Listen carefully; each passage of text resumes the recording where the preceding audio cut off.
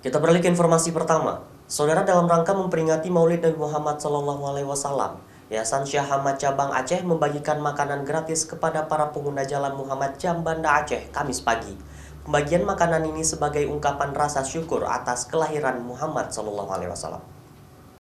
Puluhan anggota Yayasan Syahamah Cabang Aceh membagikan makanan ringan gratis kepada pengguna jalan di depan Masjid Raya Baitur Rahman Banda Aceh Kamis pagi.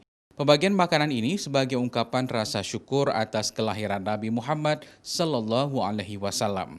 Nuansa peringatan Maulid tahun ini berbeda dengan tahun sebelumnya karena pandemi COVID-19. Biasanya mereka merayakan Maulid dengan berkumpul bersama sambil mengadakan kegiatan makan bersama. Namun kali ini mereka hanya membagikan makanan ringan kepada pengguna jalan. Petugas yang membagikan makanan ini diwajibkan memakai masker. Selain itu, mereka juga tidak berkumpul pada satu titik. Hal ini dilakukan untuk mencegah penyebaran COVID-19 saat kegiatan berlangsung.